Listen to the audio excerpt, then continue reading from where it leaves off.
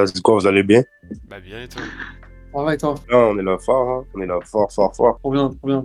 Là, ça fait trop plaisir que tu viennes partager un petit moment avec nous. Ah ben, shout out à vous pour l'invitation, hein. Franchement, moi, ça fait plaisir. Ça fait longtemps, en plus, j'ai pas fait un call Discord comme ça. J'en ai fait Ah ouais? un avec le Discord des ombres. Ok. Équipe à Oui. fond, équipe à fond. Ok, ouais. Mais toi, t'as ton Discord aussi, non? Ouais, de fou, mais je suis pas trop actif là-dessus, mais j'ai mon Discord encore. Je vais peut-être revenir, là, c'est juste j'ai trop de trucs à faire. La vie rapide en ce moment, là. Ouais, ça arrête pas. Ok, ok. Bon, bah, trop bien. Bah, vas-y, on va pouvoir commencer. Du coup, je rappelle à tout le monde un peu comment ça va se passer. Il y a un channel enfin, un fil qui a été ouvert qui s'appelle Questions pour Roger. Vous Mhm. marquez vos questions dedans. Nous, enfin, les modos, du coup, on trie ces questions et après, on vous donne la parole. On vous donne la parole un par un. Et n'hésitez pas à nous dire aussi si vous voulez poser la question vous-même, prendre la parole, ou alors si vous voulez qu'on pose la question pour vous. Et c'est parti, on va commencer, hein. Alors, on avait quoi comme question? On avait Itadori qui voulait te poser quelques questions. On va le faire monter. Yo, Yo yo yo les rouleurs, ça va? ça va toi, beau? Ça va Roger, ça va? Tranquille? On est là, hein, on est là fort, on est là fort, ça chill et toi? Ah, franchement ça te chill, hein? Let's Franchement go, ça... on est dans la même vibe, c'est ça qu'il faut. Ah c'est ce qu'il faut. Ouais, du coup je vais te poser des questions en vif, même si j'en ai plein, je vais pas te mentir. Oh, let's go, moi je suis là, hein, je réponds à tout. Ça se trouve, Ah on a t'inquiète. on a trouvé le prochain Mad Mighty. Moi je suis ready, bro, quand tu veux. Si tu pouvais garder que 3 jeux dans ton Steam Deck, ça serait lesquels? Wow, ça c'est une question de malade mentale, ça. Ah, Déjà, je crois le premier, ça serait sûrement Vampire Survivor parce que ce jeu-là, c'est trop du crack. Donc déjà, Vampire Survivor. Si c'est parce qu'en même temps, c'est ça le truc, c'est que 3 jeux, ben, il faut que ce soit des jeux quand même que tu peux replay, t'as capté, genre, sinon, genre, tu sais, si exemple, je jouais à Persona 5, Persona 5, c'est un jeu long, mais une fois que t'as fini le jeu, t'as pas nécessairement envie de rejouer à Persona 5. Quoique, oui et non, là, tu peux quand même voir d'autres trucs dans le story, mais je sais pas. Ouais, je mettrais Persona, vas-y, je mettrais Vampire Survivor, Persona 5, et wow, je sais pas, ce serait quoi le troisième jeu, hein, je sais pas.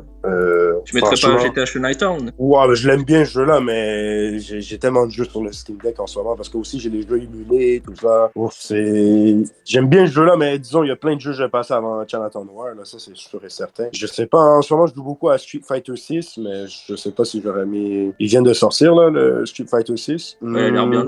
Franchement, il est Une énervé, hein. franchise. Il est énervé, Une il est franchise. énervé, hein. Street Fighter 6, il est énervé. Je sais pas ça serait quoi, hein.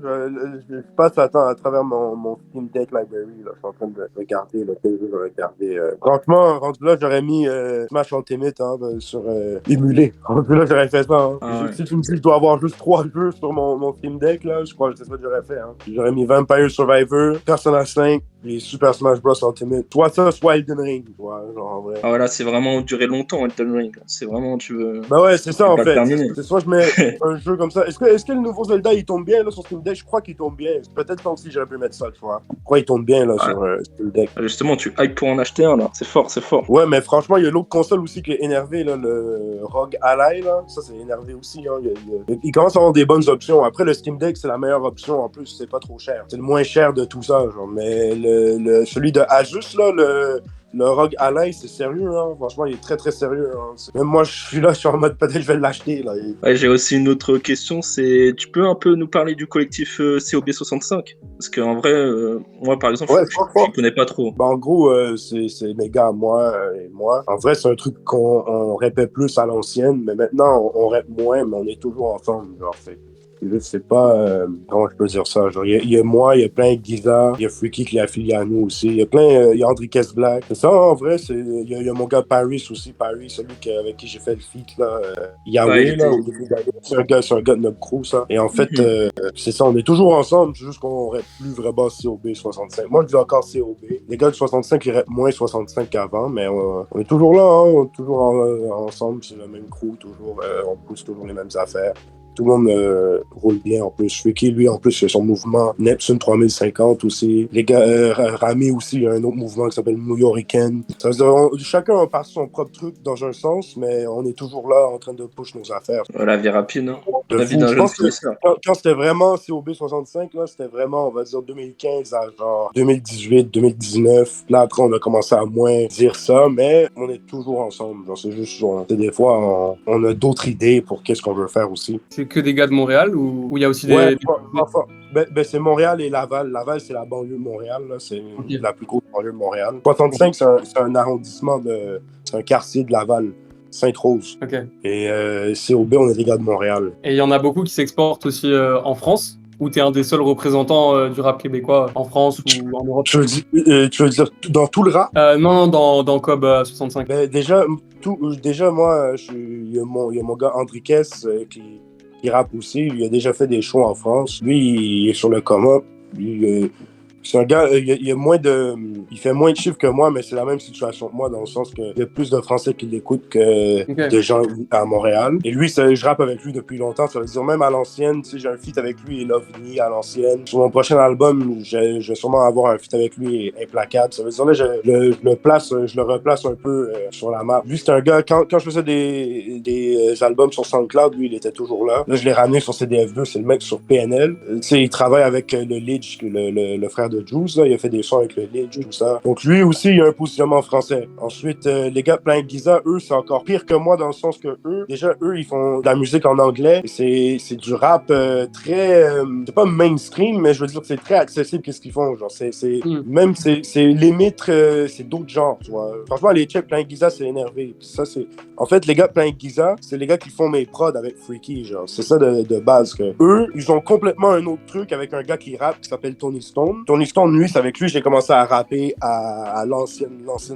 Et lui, c'est un producteur aussi, mais dans plein de Giza en ce moment, on va dire, c'est lui la face du groupe, c'est lui le chanteur, vocaliste, rappeur. Et eux, ils s'exportent vraiment partout. Genre. Leur truc, je crois que Montréal, là, genre, c'est leur 10e ville où ils sont plus écoutés. Genre, le Canada, c'est genre leur 4e ou 5e pays où ils sont le plus écoutés. Eux, ils tournent beaucoup au UK, en France, aux États-Unis, même en Australie. Genre, leur musique, elle tourne beaucoup là-bas, puis ils font beaucoup de streams. Là. C'est des gens, ils font genre 1 million de streams par semaine sur Spotify, genre presque. Ah oui, ça rigole pas du tout. Ouais, et c'est des gars indépendants de mon crew, que comme je vous dis, eux, qu'est-ce qu'ils font avec moi, ça n'a rien à voir, limite, avec qu'est-ce qu'ils font eux-mêmes, vous voyez. Genre, ils ont beaucoup de collabs avec genre Pietranada. Sur leur dernier album, il y a Saba, qui est un artiste américain sur le come-up aussi, un peu dans le même style de rap qu'eux, genre. Et eux, ben, c'est Doomix. Doomix, c'est un des producteurs, et Rami, c'est l'autre producteur. En fait, les trois, ils font des prods, mais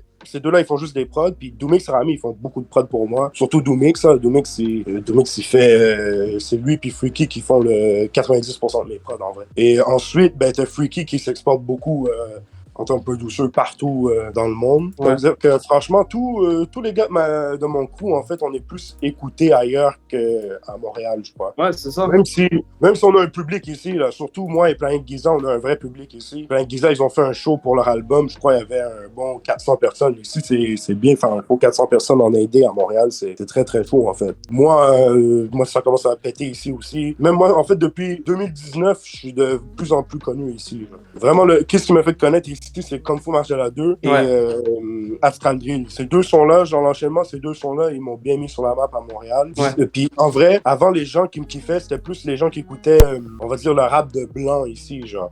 Eux, ils m'avaient kiffé avec le son Tour de France que j'avais fait à l'époque, genre 2015, parce que tu sais, c'est un truc un peu genre humoristique, tout ça. Les gens, ici, il y a un public pour ça fort, genre.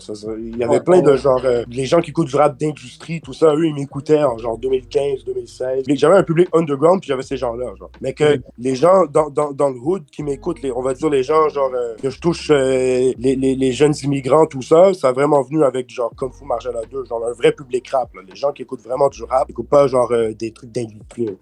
Ça, c'est devenu en 2019. Puis c'est là que genre j'ai vraiment commencé à comme, toucher plus de gens à Montréal. En France, j'ai touché genre plein de gens à partir de comme 2015-2016. C'est ça qui est cool. Ouais. Donc, quand moi je suis venu faire mon premier show en France, il y avait déjà 3 fois plus de gens que le plus gros show que j'avais fait à Montréal. Genre. Ah oui, d'accord. Ah oui. Ouais. C'est vraiment comme ça. Puis en fait, qu'est-ce qui est drôle, puis ça, j'en parlais beaucoup avec les promoteurs pour ma tournée, c'est qu'en fait, le rap game en France l'a vraiment complètement changé avant le COVID et après le COVID. c'est pas du tout le même rap game en ce moment, genre. Comme le trois quarts des artistes que vous écoutez, ils n'existaient pas avant le COVID, genre. Ouais, c'est ça, hein. C'est 2020. Ouais, Les nouveaux rappeurs, c'est la new wave, c'est tout à péter en 2020. mais ouais, les mecs, ils avaient même pas l'âge, même pour faire de la musique, presque. Tu comprends ce que je veux dire?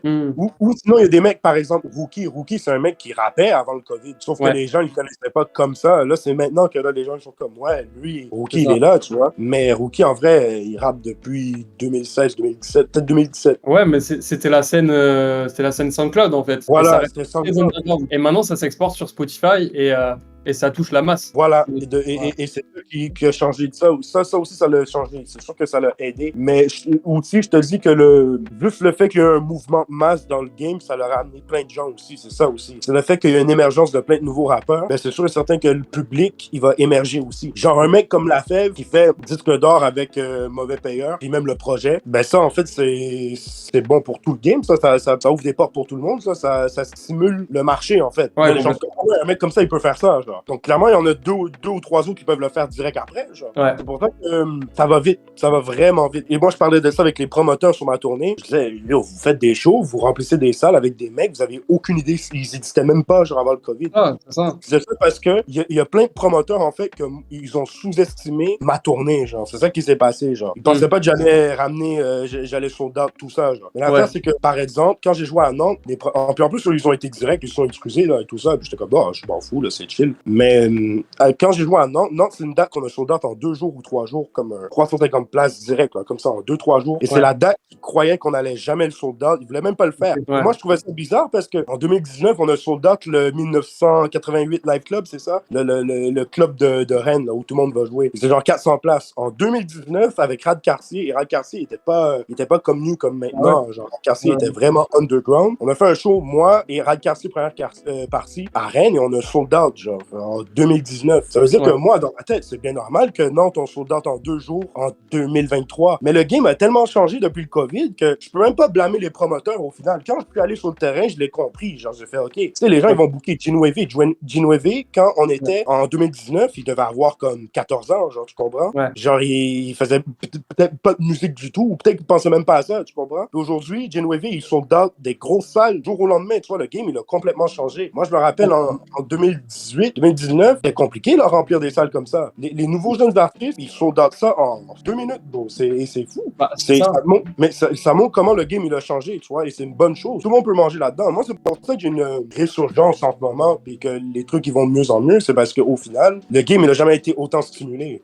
Et ça, tu le retrouves pas à Montréal, c'est ça? Pas ce rap game, vraiment pas à ce niveau-là. Pour remplir les scènes et cet engouement pour le rap. Regarde, ici aussi, ça a bougé, puis ça s'est amélioré avec les années, c'est sûr et certain. Mais ici, c'est vraiment en retard. L'industrie ici, c'est la France en 2008, sauf avec les plateformes de streaming. C'est ça, en fait, j'ai envie de vous dire. Okay. Parce que, en fait, nous, c'est comme si au Québec, ils ont jamais voulu mettre le rap de l'avant parce que l'industrie du disque ici, c'est méga contrôlé. Genre, c'est encore plus contrôlé qu'en France. Là. C'est vraiment contrôlé. Et eux, avant, c'est eux qui choisissaient presque ce qui sortait en magasin.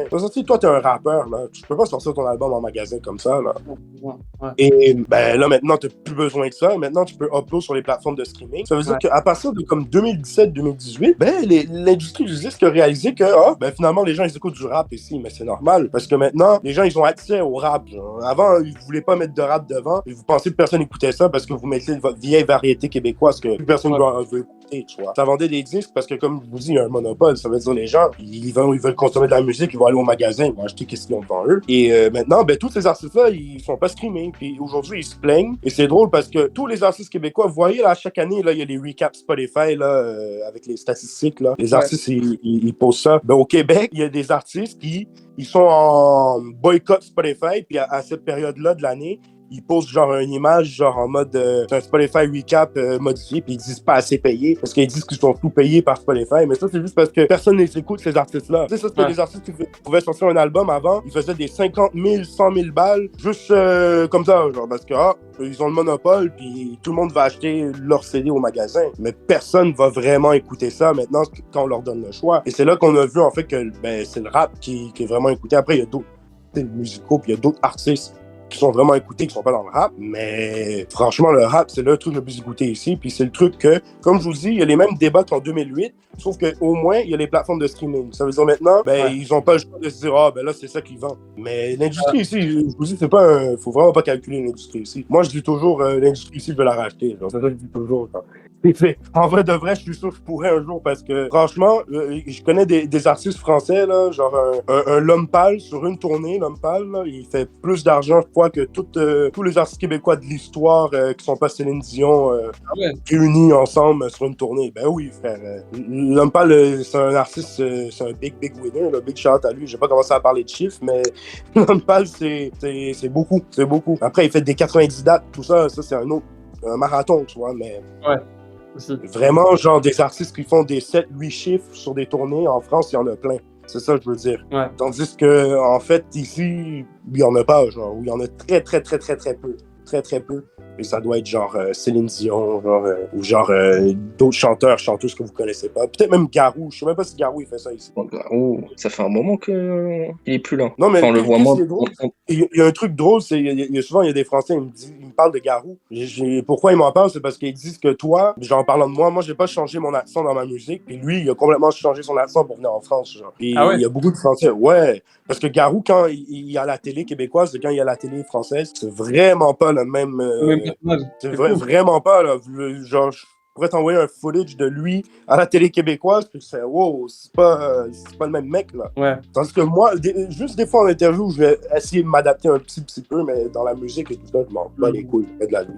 Après, toi, t'es artiste, musicien, enfin, toi, t'es vraiment artiste. Lui, il est artiste et il est aussi animateur maintenant en France. Ouais, c'est pour ça que je dis ça. Donc, il a dû s'adapter aussi à la télé française. Ben oui, mais moi je vous dis maintenant, ça, c'est un truc d'industrie, ça. C'est comme c'est pour ça que je dis, en fait, si tu veux percer comme ça, ben, il faut juste que tu perces sans calculer l'industrie, puis après, l'industrie vont calculer, puis ils vont jamais te dire de changer ton accent. Ça, c'est un truc que j'ai réalisé.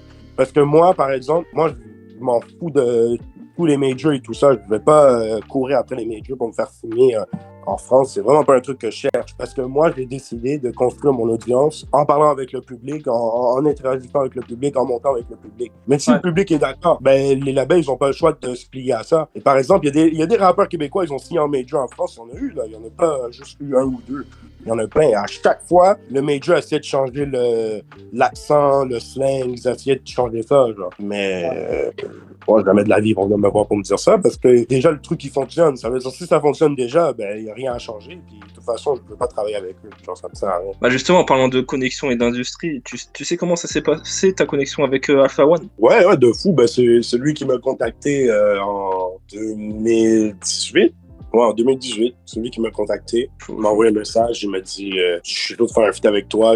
Il m'a dit il avait jamais demandé un feat à un mec qu'il connaissait pas. Moi, je suis comme vas-y. Ouais, de fou. Et on s'est connecté, on a pris du temps à faire le feat au final. Et le feat était pour UMLA, mais finalement, il a fini sur mon album. Mais c'est plus parce qu'il y a plus du temps à se faire. Et depuis, c'est devenu le frérot, hein. Genre, on ride souvent ensemble. Quand j'arrive en France, j'ai toujours des nouveaux trucs à faire écouter. C'est le premier à qui je fais écouter les trucs, voir qu'est-ce qu'il pense. Et ouais, hein, il travaille sur son prochain album, là. Franchement, il envoie du sale, hein, en ce moment, il envoie du sale. Oh, ça tease. Ouais, ben de fou, hein, franchement, parce que chez les gens, ils demandent toujours, lui, il avait tweet un truc, là, il avait dit, peut-être cette année. Après, franchement, ça, je vais vous dire, ça, c'est un cap, hein, il a cap sur ça. Je crois pas que ça va sortir cette année, mais franchement, l'année prochaine, je crois qu'il va vous mettre bien, hein. Je crois l'année prochaine, il va vous mettre bien, hein. Il travaille fort. Moi, j'essaie d'être sur son prochain album, hein. Franchement, c'est Moi, j'essaie d'être dessus, tu vois. Ah bah, on espère, hein. On espère fort.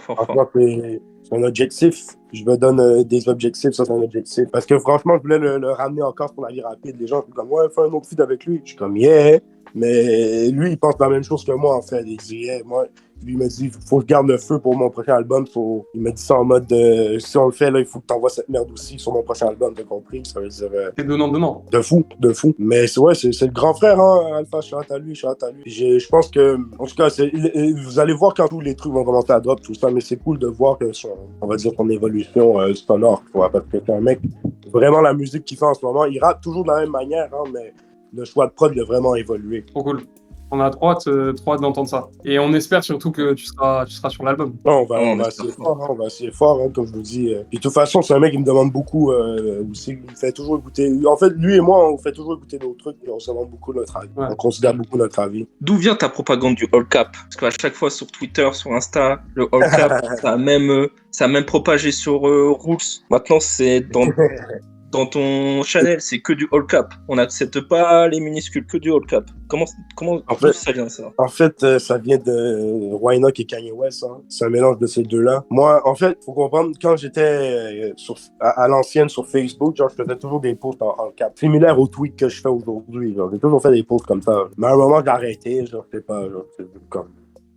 On va dire, j'ai grandi de son, je sais pas. Puis quand j'ai drop CDF2, je sais pas, il y a une flamme qui s'est ravivée dans moi. Genre, je sais pas, il y a une flamme qui est revenue, là. Puis je sais pas, j'ai recommencé à tweeter en majuscule du jour au lendemain. Et en passant, c'était controversé, là, au début, là. C'est comme pendant 1 ou 2 semaines, je me suis fait 10 pour tous les tweets, presque. Je me suis fait 10. Pourquoi tu tweets en majuscule? Ah, c'est ça. Même Rookie, il m'avait envoyé un message. Je me dis, oh, tu fais quoi, beau? Je dis, oh, t'inquiète. Parce que les gens, en fait, tu vois, les gens autour de moi, quand j'ai commencé à faire ça, eux, ils savaient. Mais il y a des gens comme, par exemple, Rookie ou même plein de gens en France que je connais de après cette période-là, genre. Parce que, comme je disais, je faisais des trucs, des statuts Facebook comme ça en genre 2013, 2014. Je faisais déjà des trucs comme ça. Mais Rookie, il ne me connaissait pas en 2013-2014. Ça veut dire, lui, il ne savait pas que je faisais ça. Il y a plein de gens, surtout des Français, qui ne me connaissaient pas. Ils m'ont envoyé de cette époque-là, ils m'ont envoyé des messages en mode, yo, tu fais quoi? Tout ça. Je dis, yo, t'inquiète, j'ai toujours été comme ça, là. C'est juste le retour. Les gens vraiment, genre, de Montréal autour de moi, eux, ils ont juste compris, on fait bon, lui, il est revenu dans son vibe de 2013-2014. Je faisais des rants, là. Genre, je faisais des rants sur Facebook, genre, je descendais les meufs qui portaient du Michael Kors, là. C'était ma phobie. Au moins, t'étais avant-gardiste, pas que 2013 jusqu'à 2023. J'ai ramené, ben ouais, mais à l'époque, c'était Kanye West. À l'époque, c'était Kanye West qui faisait des trucs en majuscule comme ça, genre. Et je l'ai pris de lui, puis là, je voyais que sur Twitter, Whynock, il le faisait aussi. J'ai dit, ah ben yo, faut que je le ramène aussi. Et qu'est-ce qui est drôle, c'est que Whynock et moi, on est probablement les deux Québécois les plus connus des Français. Et c'est drôle parce que là, c'est comme si là, les Français, ils pensent que tous les Québécois, on est comme ça. Genre.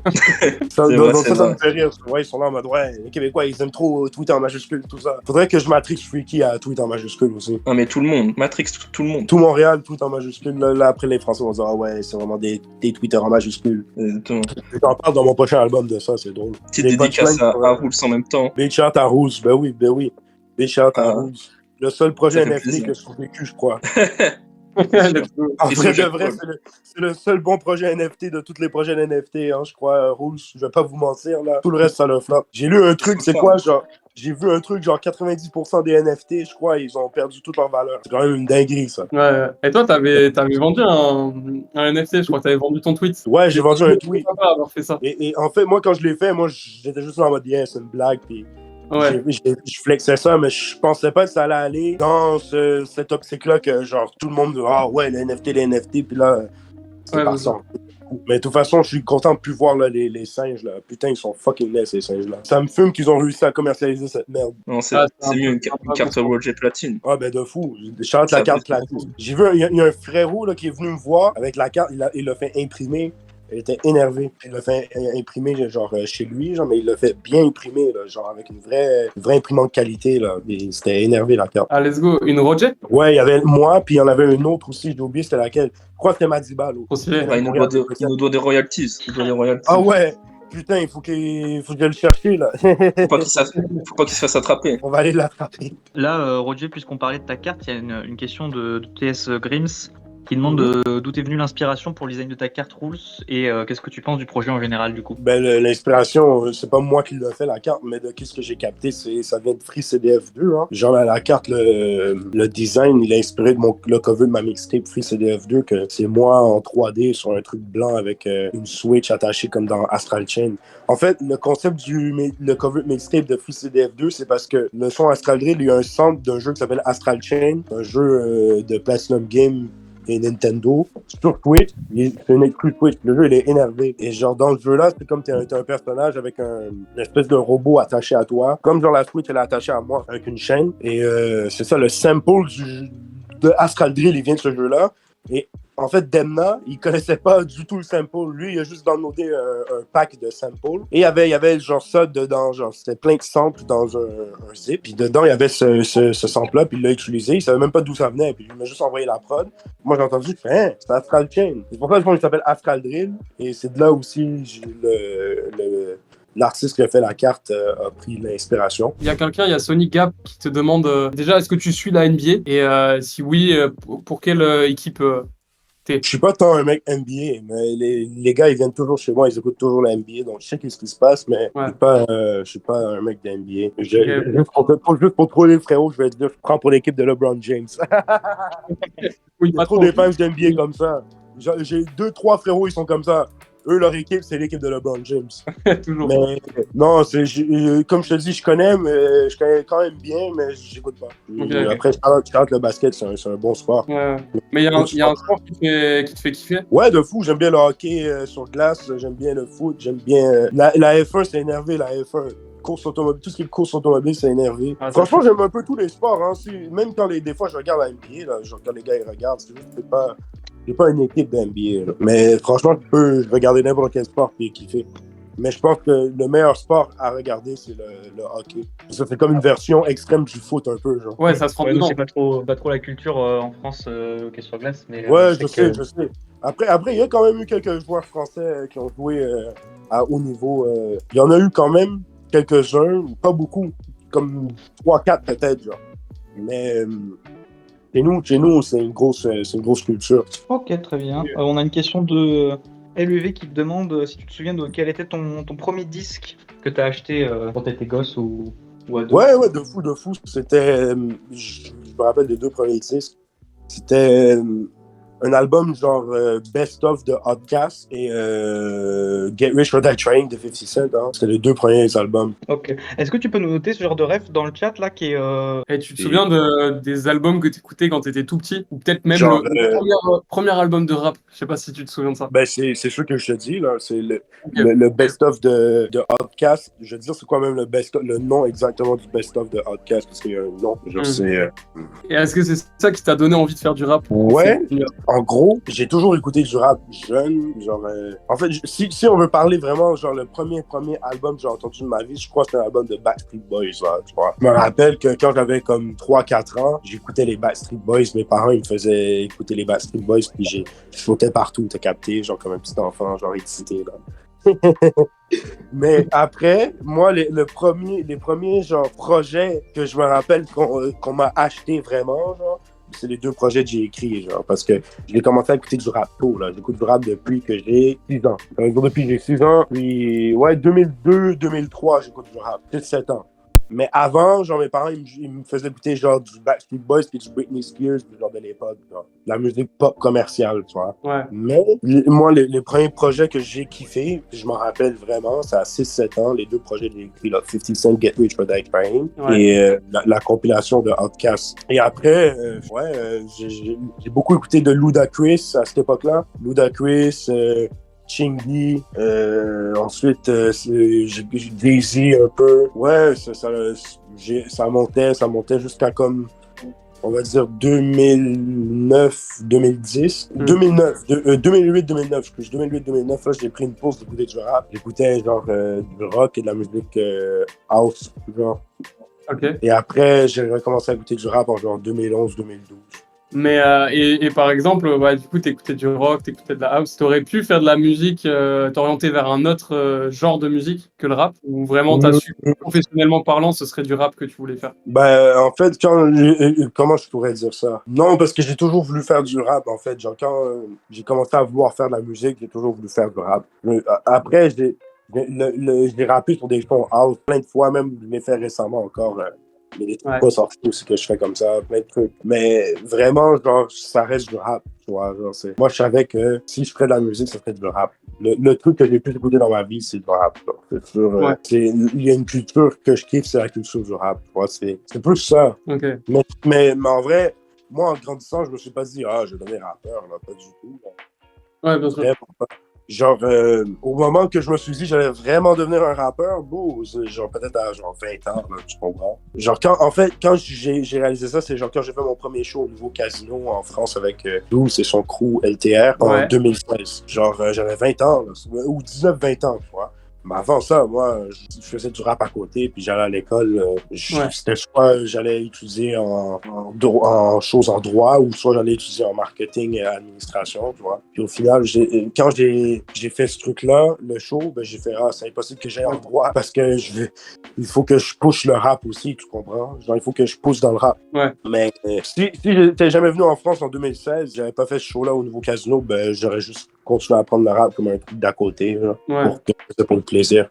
Mais ça veut dire, quand j'ai fait mes projets en 2014-2015, Road Jesus et Trapping Ape, je voyais plus ça comme un truc d'à côté. Je prenais ça au sérieux, mais j'étais pas là en mode, genre, je vais focus 100% sur ça. Puis après, on va dire que le premier projet que j'ai sorti, que j'étais dans le mindset que, là, je vais donner un rappeur pour de vrai, c'est le premier Carnaval de finesse, genre. Ouais. Après, j'ai fait hors catégorie, et c'est que après hors catégorie, j'ai lâché l'école, hein. Ça veut dire, j'ai fait 2 projets. Ouais, genre, moi, en continuant l'école à côté, quand même. De fou. Puis même, j'en parle dans le prochain album. J'ai dit, je sais plus c'est dans quel son pour la vie rapée, je dis ça, mais à un moment, je dis que j'ai fait un feat avec Hamza, puis le lendemain, j'étais en classe de français, genre. Puis en vrai, c'est vrai, genre, c'était vraiment des trucs comme ça, là, tu vois. Ouais.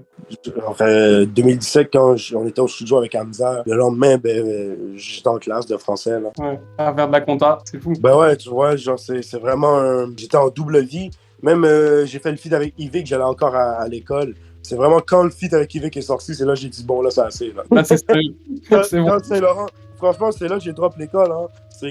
C'est avant que Saint-Laurent drop. Après, c'était pas juste parce que ça allait sortir, mais j'étais juste en mode là. En fait, on m'a booké pour jouer à un festival de la rentrée de l'école où j'allais, tu vois. Et j'ai dit, là, c'est impossible que je fais le festival de rentrée de l'école et je rentre après à l'école, t'as capté? Ouais. Et j'ai juste fait le festival et j'ai lâché l'école. Donc, puis en plus, je l'ai dit. J'ai dit, oh, je viens de drop out de cette école. Tu l'as dit sur scène, non? Ouais, ben oui, de fou, c'était drôle. Énorme. Et je me rappelle que, aussi, une des raisons pourquoi j'ai pris le temps avant de lâcher l'école, c'est parce que moi, comme je vous dis, depuis 2016, je voyais ça comme un vrai truc, le rap, mais mes parents, non. Là. Mes parents, déjà, la première fois que je suis allé en France, ils croyaient que c'était même pas vrai. Genre. Et quand j'ai reçu les billets d'avion, ils ont bugué leur race. Ils ont fait quoi? Parce que j'avais jamais mis les pieds là-bas, là. Puis eux, Internet, ils croyaient que c'était pas vrai, là, qu'est-ce que je leur racontais, tu vois. Puis même moi, j'avais de la misère à y croire aussi, parce que j'avais jamais mis les pieds là-bas, puis je voyais pas qu'est-ce qui se passait pour moi là-bas. Puis, après, en 2018, quand j'ai drop out, mon père est venu me voir en concert après, mais il m'avait jamais vu en concert. C'était un truc où il y avait Made in My Vie en plus, c'était à Montréal. C'était un truc d'industrie, mais il y avait plein de gens, puis c'était cool. Donc là, mon père, il a vu, puis lui, il a compris. Mais ma mère, ça a pris plus de temps à qu'elle comprenne. Mais mon père a aidé à faire comprendre ça. Ma mère, elle m'a jamais vu en show encore. Elle va venir me voir au Francophonie là, la semaine prochaine. C'est la première fois que ma mère va me voir en show. C'est génial. Une fois, ma mère, elle m'a tué parce que ma mère, elle me fait rire. C'est une tueuse, ma mère. C'est mon côté là, que je m'énerve surtout, ça vient de ma mère. Ça. Si des fois, ça paraît comme si je m'énerve sur des trucs, là. C'est ma mère, elle, c'est une tueuse, ma mère. Quand, les gens, ils voient plus mon père sur les réseaux. Ma mère, elle est plus gênée, mais ma mère, elle est là. Mes parents, ils sont ensemble depuis toujours. Genre, puis ma mère, c'est une tueuse. C'est vraiment une tueuse. Elle a dit, je vais pas venir te voir en show parce que la fois que je vais venir, c'est la fois que tu vas te foirer. Je fais, c'était bizarre. J'ai fait quoi? Je vais venir te voir, puis ça va arriver, tu vas te planter. Je fais, yo, c'est quoi cette mentalité? Là, elle va venir me voir au Francophonie. Je vais certainement pas me foirer en plus, ça va être nice. Ouais. Non, ouais, de fou. Mais ouais, non, ça a pris plus de temps à comprendre, mais elle finit par comprendre. Là. Puis en fait, ma mère, ce qui était drôle, c'est que à un moment, genre, quand je l'ai lâché, genre en 2018-2019, je faisais pas de temps d'argent avec le rap, j'en faisais un peu, mais c'était pas. J'aurais pas pu vivre de ça à cette époque-là. C'est plus vers 2020 que j'ai commencé à faire de l'argent pour de vrai avec ça. Mais à cette époque-là, quand je suis en 2018-2019, ma mère elle me faisait chier, elle disait, ça fait pas assez d'argent, faut que tu vas te trouver un job, tout ça, alors qu'en vrai, je suis vraiment pas à plaindre à ce niveau-là. Genre, mes parents, ils ont de l'argent, là. C'est pas en mode, genre, ils ont pas besoin de moi pour survivre au mois, t'as capté, genre. Ma mère était comme, va te trouver un job, tout ça, t'avais pas assez d'argent. Moi, tranquille, là, ça va faire de l'argent. Aujourd'hui, c'est pas 2020, parce que 2020, je commençais à faire de l'argent, mais c'était pas comme ça. Mais aujourd'hui, en 2023, ma mère, vous savez qu'est-ce qu'elle me dit? Elle me dit, tu fais trop de l'argent facile, ça me fait peur. Ah Mais non, si c'est de l'argent facile, qu'est-ce c'est bon, que tu rappes. Ça fait 7 Ouais, ans que mais- tu rappes, donc tu l'as mérité. Maintenant, c'est rendu facile, genre. Là, Ouais. ma mère, elle dit que c'est facile l'argent que je fais. C'est là que c'est drôle un peu, genre. Mais après, c'est ma mère chante à elle. Chante à elle. Elle me Ouais. supporte à fond. Elle me supporte à fond. C'est juste que comme elle a pas le même point de vue qu'un exemple mon père, tu vois. Mon père, lui, il s'en bat les couilles. Genre, si, exemple, je dis ça comme ça, là, je sais pas la réalité parce que là, je paye tous mes trucs. Mais si, exemple, demain, je dis à mon père, j'ai besoin de 10 000 balles pour un clé. Mon père, il pourrait me checker 10 000 balles les yeux fermés parce qu'il sait que je vais le rentabiliser puis je vais lui remettre, tu vois. Mais ma mère, oubliez ça, tu vois. Oubliez ça, genre, c'est vrai. Elle, j'achète un truc chez Kenzo, elle m'engueule. Elle m'appelle, je suis à Paris, elle m'engueule, tu vois. Ouais, Parce que ma mère, elle voit tout, parce que ma mère, elle s'occupe de ma comptabilité, elle est comptable, tu vois. Ah oui, ok. Ouais. Ça veut dire elle voit tout, là. Elle voit tout. Elle m'appelle, elle m'engueule. Ouais. Tu peux pas faire de poli. Oh, mais je m'en fous. Sur le code direct. Ouais, mais après, c'est tranquille. Après, tranquille. Je sais pas, je dépense, mais elle voit aussi, je fais attention, là. Je suis pas. Ouais. On avait, il y a Smooth Dissident qui voulait te poser des questions. Je me demandais, toi qui es un peu, je pense, au courant des trucs au Québec, tout ça, qu'est-ce que tu penses? Est-ce que tu as déjà eu l'occasion de croiser les anticipateurs? Ouais, de fou, ben oui. Même, il y avait Big Joe, la légende, là, qui était à mon show là, la semaine dernière, là, je l'ai vu. Big Paquet. Franchement, ouais, je l'ai vu plein de fois, hein, les anticipateurs. Même, j'ai fait un son avec eux. Ouais, parce que je trouve, franchement, tu vois, l'album, ils sont sortis, là, je crois, le dernier en date, et Ouais. je le trouve hyper bien produit, même, tu vois, au niveau des instruments et tout, même au niveau du mix des voix, c'était hyper pro. Ouais. Et ouais, je sais pas ce qui a fait, tu vois, ils fassent pas partie, enfin, après, eux, ils font pas, c'est pas trop la nouvelle vague, tout ça, mais c'est vrai qu'ils ont jamais eu trop de réussite, quoi, par rapport au Mais c'est taf parce qu'ils que faisaient, eux finalement. déjà, regarde les anticipateurs. Là, c'est fini. Ouais, Genre, déjà, c'est ouais, c'est triste. mais après le mec Tronel, il fait de la musique en solo, puis c'est plus artistique, c'est plus poussé. Genre, Tronel, lui, il est encore là, il fait encore de la musique, puis c'est Ouais. toujours la même qualité de production, puis tout ça, tu vois. Même, il y a des trucs qui ressemblent grave à ce qu'ils pouvaient faire avec les anticipateurs. Après, les anticipateurs, gros, de base, c'est pas un truc sérieux du tout, là. De base, c'est vraiment genre un délire, une blague, là. Genre, c'est vraiment genre Ouais, des c'était une blagues. grosse blague au départ, mais après, ils ont fait tellement d'albums et tout, tu pouvais te dire, ouais, c'est devenu des. Ben, c'est comme en fait, les Voilà. anticipateurs, ils ont fait, ce que je te dis, c'est ça qui est drôle, c'est que les anticipateurs, ils ont inspiré le modèle de Lorenzo, genre. Lorenzo, c'est pour ça que Lorenzo, il a fait un feat avec eux, puis Ouais, il est pas mal d'ailleurs. Ouais. il les a toujours pull-on, c'est parce que, en fait, Lorenzo, il a pris son délire des anticipateurs, genre, puis c'est ouvertement, genre, Pierre Fumé, je crois, de qui j'avais entendu, genre, mais ça veut dire Ouais, mais tu vois, qu'Anticipateurs, Lorenzo, ça a pété de ouf, Lorenzo, par exemple, en France, par rapport à eux, j'ai l'impression que c'est resté mais au confidentiel. Québec, Même. l'anticipateur au Québec, à un moment, ça l'avait pété quand même, hein. De fou. Ouais. Genre, au début, quand ils ont fait sa poudre, ça l'avait pété de fou quand même. Et Fin de c'est ça qu'il semaine faut aussi, comprendre, je c'est que, ouais, il y avait ça aussi. Et en fait, c'est que Anticipateur, ils ont pété vis-à-vis le niveau de qu'est-ce qu'au Québec tu peux péter. Eux, ils ont fait plein d'argent en vendant du merch aussi. Ils ont fait, toi, Lorenzo, il a un merch très avancé. Et je le connais bien en plus, son merch, parce que c'est mes colocs en France, c'est les gens avec qui j'habite à Montreuil, ils taffent dans l'industrie, ils font le merch pour plein d'artistes. Ils ont fait le merch pour Kanye West quand ils avaient fait Life of Pablo. Et genre, eux, ils taffent avec Lorenzo en ce moment. Et genre, c'est fou le merch de Lorenzo. Genre, c'est un mec que son merch, il est vraiment énervé. Genre, il y a des peluches de lui avec des vrais cheveux sur la peluche. Genre, mais en tout cas, une espèce de vrai cheveux. Genre, il y a des feuilles, des grinders, il y a tout. Genre, il fait tout. Il y a tout ce qu'il faut. Ils avaient Et fait lui, un album à fumer, tout ça. Enfin, Ouais, de fou. Et lui, vraiment, il vend en plus. Regardez, ça veut dire... Mais ça, Lorenzo, tout ça, il l'a pris d'Anticipateur aussi. Anticipateur, c'est des mecs en 2014, 2013, ils faisaient du merch poussé comme ça. Genre, tu vois, eux, ils avaient un délire avec les pick-up, là, Anticipateur, là. Les Ford F250, tout ça. F450, F650, ouais. T'as capté? Mais eux, ils ont sorti une clé USB en forme de F250 avec tout leur son dessus. Ils ont sorti une clé USB en forme de pick-up, frère. C'est des tueurs, ces gars-là. Vraiment, genre, ils avaient...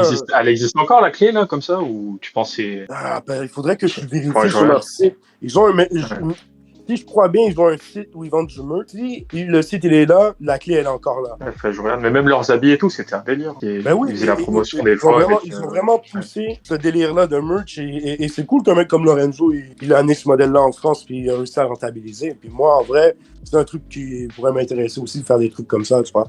Franchement, on voulait faire une clé USB en forme de Range Rover. avec CDF2, mais on n'a juste pas eu la chance de le faire, quoi. Ah, sur la pour le prochain. Ouais, le fou, mais tu sais, qu'est-ce qui était énervé, c'est qu'on avait vraiment un Range Rover, là, on aurait pu vraiment faire le truck de la cover en clé USB, soit ça aurait pu être énervé, mais... Ça aurait été magnifique. Mais on va, pour le prochain, on va pousser, puis même les trucs Baby Finisher, là, déjà, on n'a pas encore fait le drop en ligne, on va le faire bientôt, mais même le Baby Finisher, on va le pousser, moi, je le vois plus comme une ligne que juste un drop de merch, puis là, on va faire d'autres Baby Finisher, il va y avoir...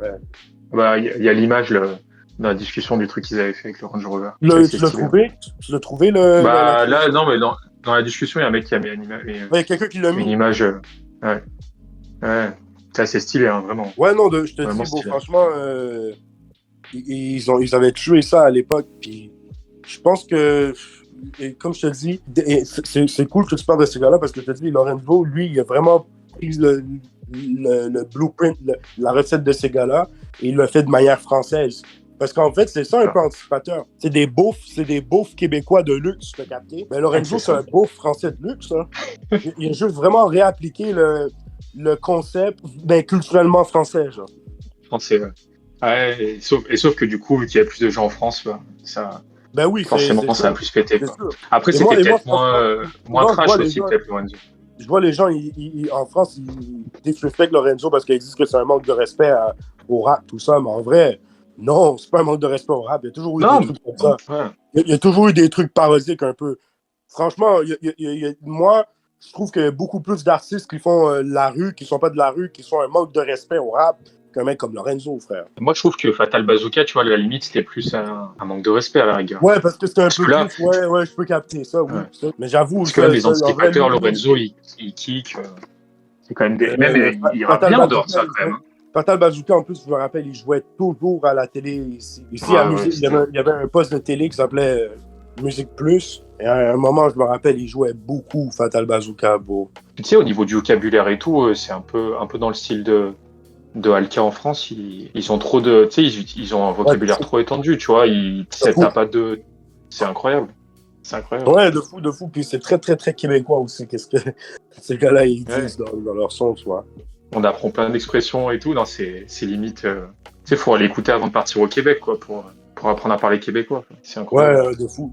Et toi, t'as pas de fil prévu, peut-être, de collaboration avec un des deux à venir? Si Tronel une demande, ça me dérangerait pas, mais c'est pas nécessairement prévu. Mais comme je te dis, on a déjà un son en plus avec Freaky, là, anticipateur. C'est vrai? Ouais, il s'appelle Tout le monde en parle. En fait, on a fait un son comme l'émission ici, Tout le monde en parle, c'est comme Touche pas mon poste, mais ici, c'est Tout le monde en parle, tu vois. Moi, j'ai une question qui me tient à cœur. Le docu PSP, ça en est où? Ouais, ça avance, hein. Mais les gens, ils pensent que ça sort bientôt. Ça sort pas maintenant, hein. Ça va sortir... En fait, moi, je vois vraiment ça comme un entre-deux entre mon prochain album et celui d'après, genre. Ok. Ça veut dire ça va sortir... Déjà, là, je dois filmer encore pendant 1 an, presque. Hein. Genre, moi, j'ai calculé arrêter de filmer ça en avril-mai de l'an prochain. Ça veut dire le temps qu'on monte ça, ça va sortir fin 2024, début 2025, hein, je crois. Parce qu'en fait, moi, je me dis... qu'est-ce qui est cool avec ce documentaire-là, c'est que je veux vraiment montrer avant que je commence à faire l'album, quand je le fais et quand je le sors, en fait. C'est comme si le documentaire, j'ai commencé à filmer en avril 2022. Et tu sais, c'était vraiment en mode post-CDF2, tu vois, après CDF2. Et ça monte de là après, genre, ça monte de là. Genre, il y a Eifinzerb et tout, Eifinzerb dedans. Ouais, Eifinzerb, c'est là. En fait, c'est pour ça. C'est là, en fait, que les gens, ils ont vraiment vu que je filmais avec la PS Vita. Ben, c'est parce que c'est là que j'ai vraiment commencé. Je venais de commencer, ça fait 1 mois, genre. Ouais, puis surtout, on te voyait plus qu'à la caméra que d'habitude, tu vois. Aussi. Mais je vais te dire un truc, genre, ce documentaire-là, l'idée de ça, c'est drôle, ça vient En avril, j'ai fait un show, en avril 2022, j'ai fait un show à Montréal, et un mec, à un moment, dans la foule, il me passe sa PS Vita pour que je filme. Et genre, il passe la PS Vita, je filme, et je regarde, je dis, mais ça donne un truc cool, genre, la qualité, genre, ça donne un style, genre. Je disais, pourquoi j'ai eu l'idée, je disais, pourquoi moi je filme pas genre avec ça? Et j'ai juste commenté d'un coup, je fais, faut que je fasse un film avec ça. Mais je m'étais pas dit que je vais le faire pour 2 ans, puis tout ça, là, genre. Bon, ouais, c'est une bonne idée. Ouais, en plus, j'ai failli perdre la Vita, j'ai retrouvé, j'ai rien perdu au final. Ouais. Ça fait quand même une histoire de fou, tu vois. Genre, tout ça au milieu. Mais tu sais, il y a encore plein de questions avec ce documentaire-là. Je vais pas te mentir. Je sais pas comment ça va être monté, comment ça va être présenté. J'ai un peu une idée, tu vois, de la structure que ça va suivre. Parce que, en fait, c'est comme si le documentaire, c'est un méga long vlog YouTube, un peu, genre, comment c'est fait, genre. Genre, moi, comment je filme ça, c'est très filmé comme un vlog YouTube, genre.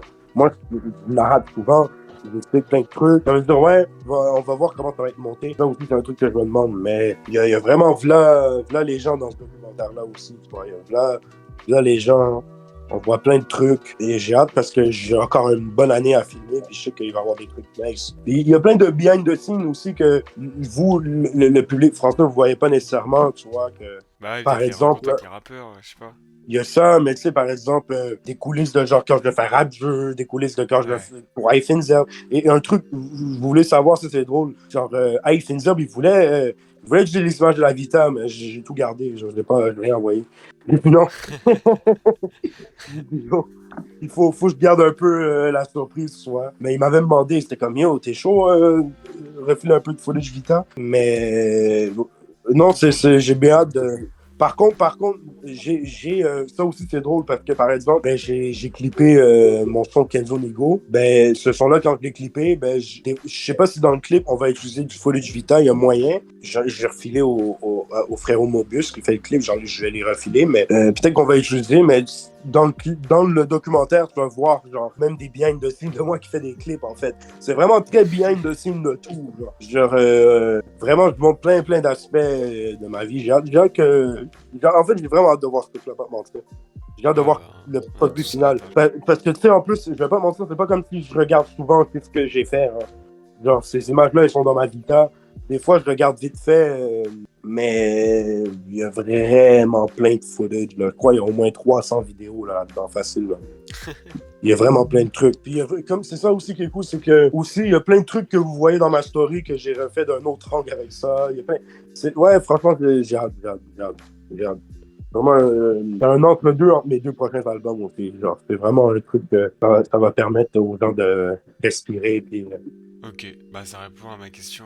ouais, ben ça fait plaisir. Bon. Il demande, dans l'interview de Mehdi Maizi, tu évoques une personne qui vendait ses CD à plusieurs centaines d'euros, chose qui pour toi ne fonctionnerait pas en France. J'aimerais savoir ce qui justifierait le prix d'un tel projet pour qu'il fonctionne en France de manière plus légitime. Ben déjà, quand je parlais de Macomy qui vendait ses CD à 700 balles, je crois pas que c'est non plus un modèle à suivre, lui en particulier. Genre. Lui c'est très extrême son truc. C'était plus un exemple que je soulignais. Genre. Par contre, le modèle de Nipsey Hussle, ça, c'est un modèle que je trouve qui fait plus de sens. Puis que Nipsey Hussle, en fait, c'est un artiste qui... Ben, R.I.P. Nipsey Hussle, mais à un moment, il a sorti un mixtape. Le mixtape, il était disponible gratuit en ligne. Et les copies physiques, elles étaient... Il a fait 1000 copies à 100 balles. C'est ça, il a vendu, je crois... C'est tout ça, là. Je vais juste vérifier que c'est bien le bon chiffre. Ouais, c'est exactement ça. Il a fait 1000 copies à 100 balles. Et je crois...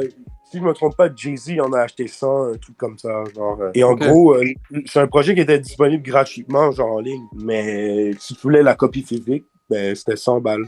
Et en fait, je pense que ce modèle-là en France ne serait pas possible pour plusieurs raisons. Mais la première raison est que je pense qu'en France, déjà, le pouvoir d'achat il est plus petit qu'en Amérique, en général. En tout cas, pour les fans de rap. Après, il y a forcément 1000 personnes qui pourraient acheter ce projet-là, tu vois. Sur 1000 personnes, je crois, c'est pas exagéré. Mais le problème est que, c'est à ça que je disais dans l'interview, c'est qu'en France, les gens, ils sont trop obsédés par le chiffre de vente, en fait. C'est ça la réalité, genre.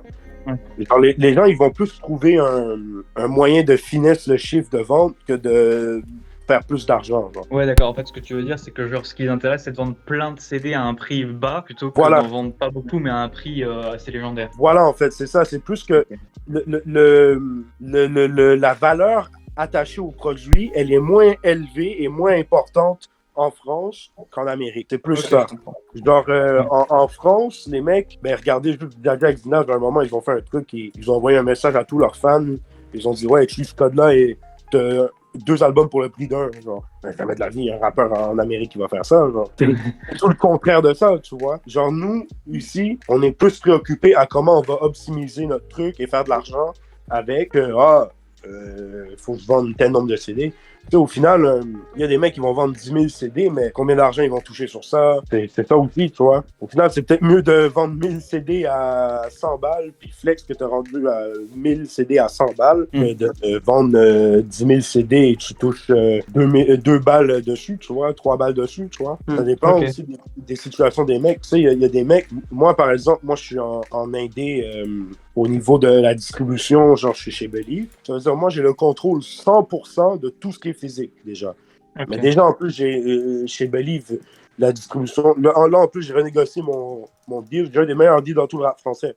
Je vais même pas vous mentir. Il n'y a pas de grands rappeurs qui ont le genre de pourcentage que j'ai. Là. Pour vous dire, c'est même moins que du 80-20. Ça veut dire, j'ai plus de 80% de ma musique. Vous avez capté, genre. Okay.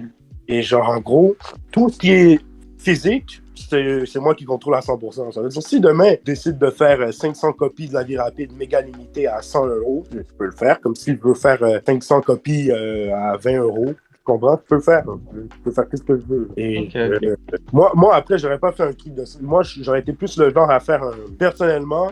Moi, j'aurais fait un truc, je sors l'album à 15 €, 20 € max, l'édition normale, puis je fais une édition plus limitée à genre 100, 200 copies à genre, on va dire 70, 80 €, tu vois, un truc comme ça. J'aurais pu faire un truc comme ça. Okay. Mais j'aurais... Moi, en fait, je kiffe bien aussi. Il faut trouver un juste milieu, tu vois, entre l'accessibilité et faire un truc limité comme ça, tu vois. Okay. Genre, moi, j'aurais pas juste sorti une édition d'album cher, t'as capté? Parce que tu sais, j'ai des fans plus jeunes, puis qui auraient kiffé de l'avoir. C'est-à-dire, j'aurais sorti une édition à 15-20 €. Déjà, 20 €, c'est plus cher que la moyenne des albums, je crois. Ouais, bien sûr. J'aurais sorti une édition à 15-20 €. Puis j'aurais peut-être sorti une édition plus limitée, avec un truc plus stylé aussi dedans, puis complètement un redesign, un design unique. J'aurais fait ça plus, tu vois, un objet plus de collection. Oui, voilà, un truc un peu travaillé, quoi. Voilà. Oh non, mais définitivement, si je fais un truc comme ça, c'est définitivement un truc plus travaillé que le produit. Ou en tout cas, c'est un truc complètement différent déjà, tu vois. C'est pas un truc quand il va avoir une bande noire sur l'album qui dit édition limitée, là, tu vois. Non, ça va pas être ça. Oui, bien sûr. Ça serait un autre cover, ça serait un autre truc, ça viendrait avec un poster, sûrement des trucs comme ça. C'est sûr et certain qu'il y aurait un délire. Même, il y a un autre modèle que je trouve intéressant, c'est le rappeur Rock Marciano, qui est une autre légende de l'underground aux États-Unis. Que lui, en fait, il fait un truc, il sort son album à 50 balles avant que l'album il sorte sur les plateformes de streaming. Et tu l'as une semaine avant. Ça veut dire, par exemple, lui, il doit envoyer son album comme faire produire les CD, tout ça, comme un mois avant. Là, toi, t'achètes l'album, je crois, c'est 30 ou 50 balles. Et genre, tu le reçois une semaine avant que l'album il sort. Ça veut dire, toi, t'as l'album chez toi, tu peux l'écouter. Puis après, il sort sur les plateformes. Franchement, c'est aussi une bonne idée, tu vois. Ouais, c'est vrai. Un peu stylé. Roger, dis-moi. On a un petit collectionneur qui a une petite surprise pour toi. Au début là, de l'interview, il s'est décidé à refaire ta cover et du coup il va te la montrer. Je suis chaud. Si tu peux envoyer ta cover. Sachant que Vision, donc c'est Vision le mec qui t'a fait ta cover là, il a refait toutes les, comment ça s'appelle, les profile pictures de pratiquement tous les gens sur le Discord. Tous les gens qui sont un peu... ok, mais lui c'est un déter, lui. Ah ouais, vraiment. C'est un déter. En plus, j'ai vu, il y a vraiment plein de gens sur le Discord. Puis, je viens de penser à un truc aussi qui était drôle. Tu sais, on parlait de Macomy tout à l'heure. Ah, énervé le cover. Let's go. Let's go. J'ai l'air, je sais pas pourquoi, mais j'ai l'air roumain sur la photo. Genre, on dirait que c'est le mot d'Europe de l'Est. Mais let's go. Alors, Vision, bon, je kiffe bien le dessin. Merci, Vision.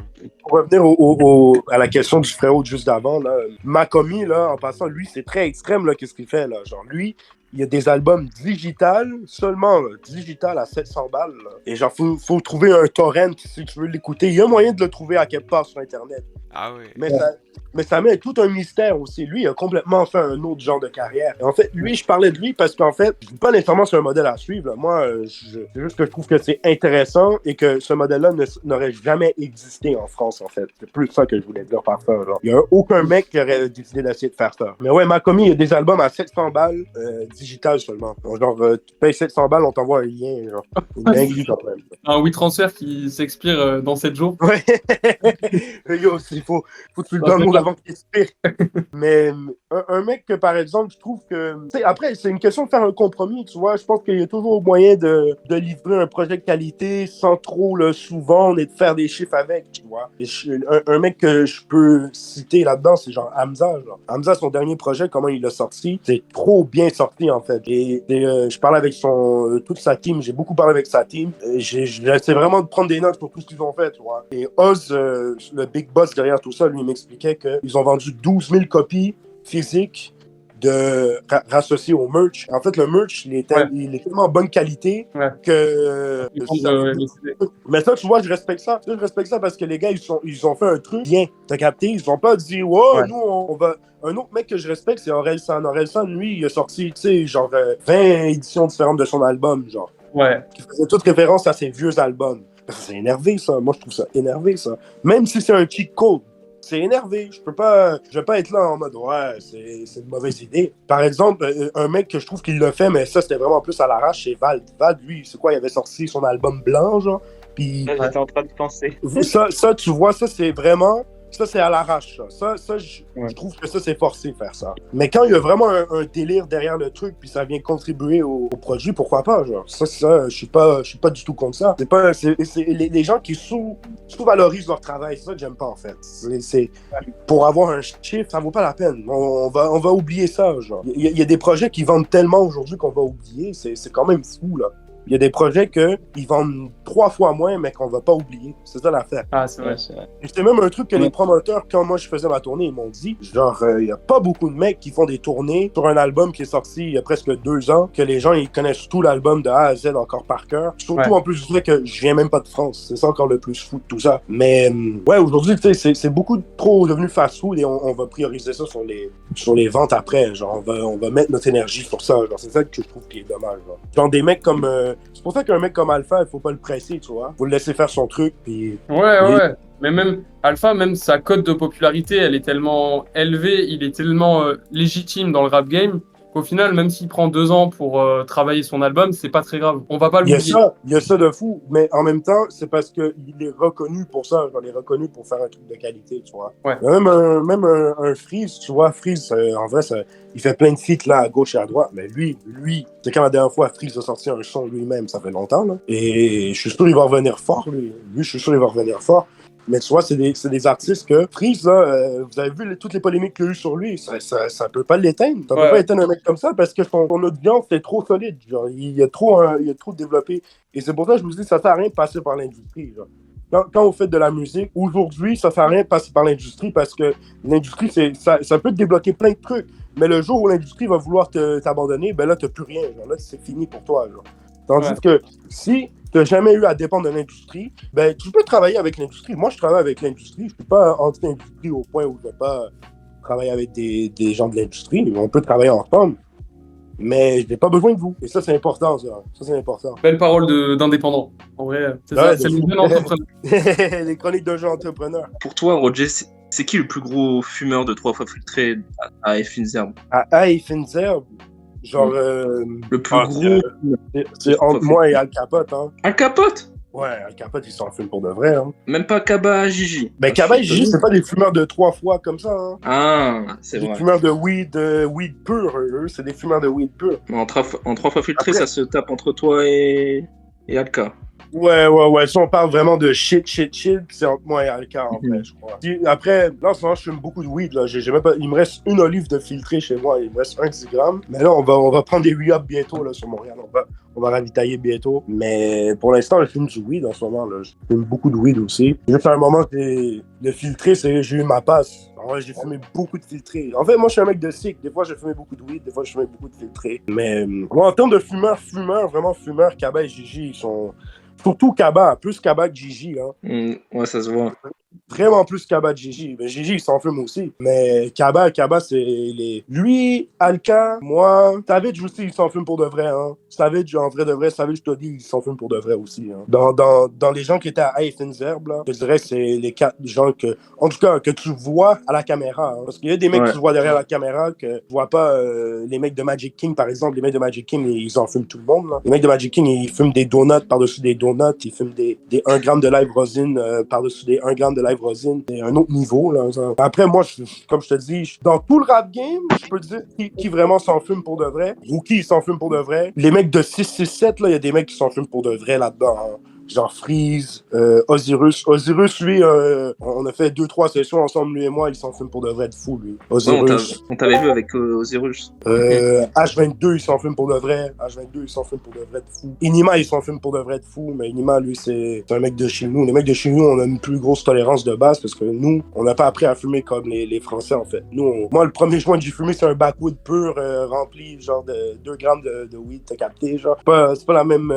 optique. Il y a beaucoup la plupart des Français, le premier joint qu'ils ont fumé, c'est une cigarette aromatisée, tu vois. Ah, c'est pas la même shit. Et c'est ça, nous, on fume des purs de base. Moi, j'ai commencé à mettre du tabac tard là, dans mes joints, et même des fois, je fume encore des joints de weed pur. Après, je fume avec tabac, mais pas beaucoup de tabac pour le weed. Je mets genre un Maroc, genre, quand j'en mets dans mon joint de weed. Mais avant, ouais, c'est ça, je te dirais dans le rap game, Ozyrus Jack, ouais, ils s'en fument pour de vrai. Tu sais, tout le monde fume un peu presque, mais les gars qui s'en fument pour de vrai, ouais, je te dirais Rookie, Ozyrus, H22, Inima, Kaba de fou. Non, c'est intéressant comme question, parce que c'est vrai, vu comme ça, on se dit... Même j'ai un bon frérot à moi, que je peux pas trop dire qu'il fume, mais qui s'en fume pour de vrai, tu vois. Je peux faire le lien avec la dernière discussion qu'on a eue, genre, c'est un mec que j'ai parlé un peu.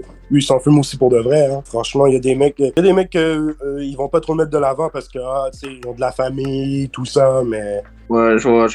Ils s'en fument pour de vrai, tu vois. Mais une anecdote drôle, ça c'est drôle, j'ai vraiment fait fumer du filtré à Mehdi Maizi. Genre, quand j'avais fait ce tweet-là, c'était vrai. Ça, c'est vrai. Genre, à Infinitium, j'ai réussi à le faire fumer sur du filtré, là. Ah, ça l'a inspiré. Après, c'est pas un mec qui a jamais fumé, là, Mehdi Maizi, là. C'est un mec... dans une soirée, ça peut arriver si un joint, il va tirer. Mais je l'avais jamais vu. Jamais vu. Même Kaba et Gigi, ils m'ont dit, on n'a jamais vu ça. Moi, j'ai réussi à le faire tirer sur du filtré. Il a kiffé en plus, hein. Il a méga kiffé. Il m'a dit, oh, ça va bien. Ah, il était sous chill. Ah, c'est un bon de fou, mais c'est un bon de fou. D'ailleurs, j'ai hâte de voir l'interview demain. J'ai même pas vu, hein. Les gens chez Believe m'ont envoyé un message. Ouais, ça sort demain. Les gens chez Believe m'ont envoyé un message. Ils m'ont dit que c'était énervé, mais ils me l'ont même pas envoyé.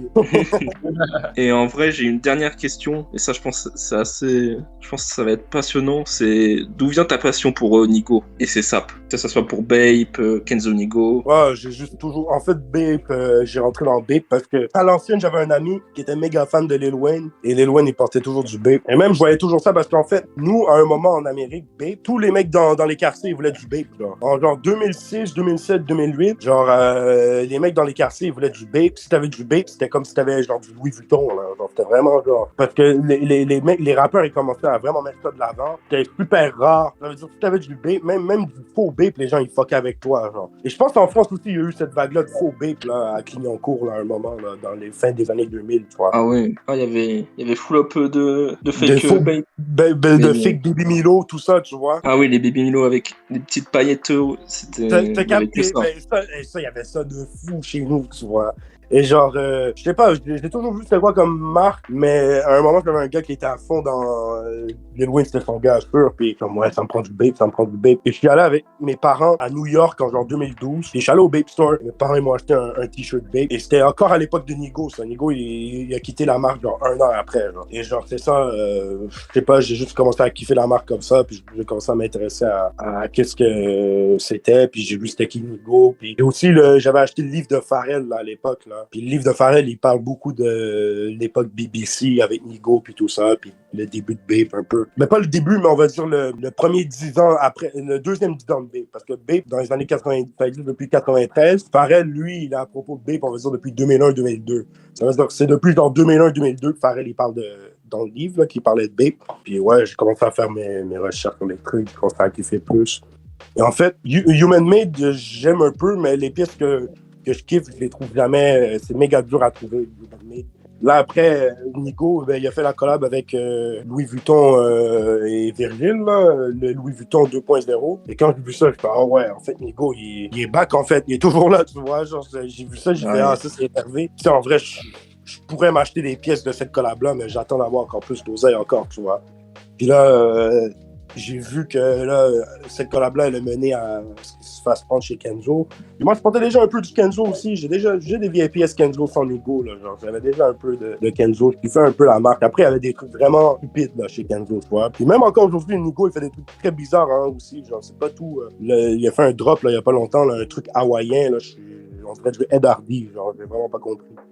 Mais non, c'est vraiment quand j'ai vu que je rejoignais Kenzo, je fais ah, là, ça va être énervé. Mais ouais, Nigo, ça vient vraiment. J'ai toujours kiffé les trucs japonais, bro. Il y a plein de trucs qui mènent à ça, tu vois. Je pense que aussi, j'ai toujours kiffé la mode. Puis Nigo, j'aime bien aussi comment il combine la culture américaine et la culture japonaise dans son truc, tu vois. C'est ça que je trouve énervé. En tout cas, chez Bape, de base, c'est surtout ça. Ouais, tu sais, c'est très relié au rap aussi. C'est ça aussi, j'ai kiffé, tu vois. Bape, en vrai, c'est une marque de rappeur, là. Et c'est pour ça aussi que moi aussi, je suis pas con là, dans mon positionnement avec Apollon, Kenzo, Nigo comme ça. Je sais que je fais ça parce que je sais que ça peut mener à quelque part. Parce que Nigo, c'est un mec qui travaille avec le rap. Ça veut dire les barrières, elles sont déjà sont plus là, tu vois. Déjà, Kenzo, ils ont sorti des souliers de skate, là. Puis si tu vas voir sur le site, beau, tu vois des jeunes en train de skater à Palais de Tokyo, frère. Tu me dis Kenzo, la marque Kenzo, là. Leur site, c'est des jeunes en train de skater à Palais de Tokyo, frère. Est-ce que tu te rends compte de ce que je te dis, beau? C'est plus du tout la même marque, là. C'est plus du tout la même marque. Tu sais, les mecs qui mettaient les tigres, là, avant, là, ça n'a rien à voir avec ça, là. Maintenant, ça a rajeuni. Maintenant, les marques un peu streetwear. Maintenant, c'est vraiment vraiment jeunes. Maintenant, qu'est-ce que Kenzo, c'est vraiment rendu du streetwear de luxe, là, aujourd'hui. C'est vraiment rendu ça. Avant, c'était perdu entre les deux. Là, c'est vraiment les deux en même temps, pour le coup, là. Et de qu'est-ce que j'ai compris, c'est sa collaboration chez Louis Vuitton qui a ramené ça, en fait. LVMH, ils ont tellement kiffé qu'est-ce qu'il a fait chez Louis Vuitton, ils ont dit, ouais, toi, on te donne Kenzo. Et tu sais, j'ai beaucoup lu sur Nigo. Nigo, c'est un mec Kenzo, en fait, c'est une de ses idoles, en fait. Genre, ça veut dire il reprend la marque d'une de ses idoles, tu vois. Lui, il y a beaucoup de pièces rares de Kenzo, genre des archives chez lui, genre que même chez Kenzo, ils ont pas, genre. Comme dans une interview, il expliquait ça. Genre, c'est un collectionneur de vêtements. Puis Kenzo, c'est déjà un mec qui étudiait. Ça veut dire, pour lui, c'est comme un rêve de faire ça, je pense. Je sais pas si vous avez vu la maison de Kenzo là, qui est à vendre, là, qui est à Bastille. Non, j'ai pas vu. Ouais. Kenzo Takada, le vrai Kenzo, genre lui, il est mort il y a genre quoi, 2 ans, je crois. Mais là, ils vendent sa maison. Et sa maison, c'est une dinguerie. Genre, vraiment, sa maison, je crois, elle vaut 25 millions d'euros, un truc comme ça. Genre, c'est à Bastille. J'ai aucune idée c'est où à Bastille, ce truc. Genre, allez écrire Maison Kenzo Takada, j'ai aucune idée comment ça peut être à Bastille, ce truc. On dirait un jardin japonais futuriste, genre dans un film genre des années 80. Genre, c'est vraiment genre fou, là. Et genre, j'ai aucune idée ça peut être où à Bastille, ça. Vraiment. Genre, l'emplacement, ça me fumait. Quand j'ai vu Bastille, j'ai fait wow. Ah ouais, j'ai les images là, c'est. T'as capté, vraiment genre, vraiment un truc japonais, c'est limite c'est à Kyoto. T'as capté, mais c'est à Bastille, bro. J'ai aucune idée. Ben oui, genre, je comprends pas où ça peut être, ça, bro. Dans la maison, elle est énervée. Et il faut que je me promène à Bastille pour voir où ça pourrait être, bro. Parce que franchement, je capte même pas, genre, où il y aurait l'espace pour ça là-bas. Ça veut dire qu'il doit y avoir un endroit bien caché dans Bastille que, genre, c'est entouré, puis c'est ça, genre. Mais je sais pas qui va acheter ça, hein. Ça, c'est des trucs méga durs à vendre, ça. Genre, le prix, il n'est pas affiché, mais je l'avais trouvé sur quelqu'un avait posté sur Twitter, genre, ils avaient fait la requête et tout ça, et c'est 25 millions d'euros, genre. Ça, c'est des trucs, c'est compliqué à vendre, ça. Parce que souvent, quand les gens, ils dépensent ce genre d'argent-là, ils le font faire sur mesure, en fait. Est-ce que tu aurais un objectif que tu te fixerais dans le futur, pour la future de ta carrière? Acheter la maison de Kenzo Takada. Moi, en vrai, tu sais, c'est quoi qui est drôle? C'est que tu vois, souvent, les gens autour de moi, ils me posent cette question-là. Puis franchement, je n'ai pas vraiment de réel objectif, hein, beau. Genre, c'est pas un truc que j'aime dire, ouais, faut que j'accomplisse ci, ça. En vrai, je suis plus en mode. C'est toujours le même cycle, un peu. Genre, c'est toujours sortir le meilleur album que je peux présentement, le mieux le présenter, puis le mieux rentabiliser. C'est ces 3 points-là.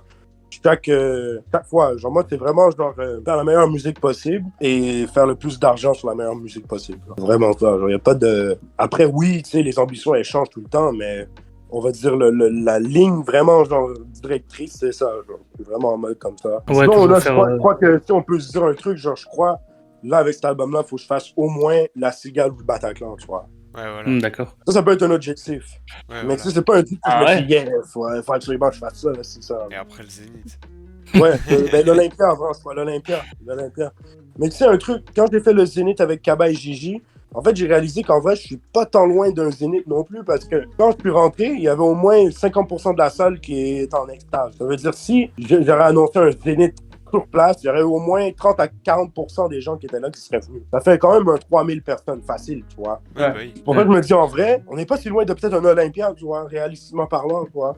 Mais moi, je suis plus un mec qui aime ça monter. Tranquille. C'est juste que moi, je préfère monter les trucs étape par étape, juste pour que ça soit encore plus solide, en fait. Genre. Ouais, bah t'as raison. Bah, je pense qu'on va s'arrêter là. Merci, merci Roger, c'était vraiment trop cool. Ah, ben ça fait plaisir, la team. T'as kiffé? Ouais, de fou, franchement, ça fait plaisir. Hein. Les gens ont des bonnes questions. En plus, les gens, ils sont gratis. Ben, shout la communauté rousse, donc, franchement. Les big shout, le règlement aussi. Le seul projet NFT rentable. C'est ça. Hein. Mais ben, big shout à vous, c'était un plaisir. Puis peut-être à une prochaine, on sait jamais. Yes. Ouais, carrément. En plus, Rules, ils ont toujours des surprises. À chaque fois, ils m'envoient un message. Ils me disent, oh, t'es chaud de ci, ça. Ça veut dire, on sait jamais, on va peut-être se revoir. Bah oui, carrément. On va se connecter là-dessus. Vas-y. Ben, bonne soirée, tout le monde, prenez soin de vous. Bah merci, Ouais, toi aussi. Merci beaucoup, Roger. Merci, peace. Salut, salut.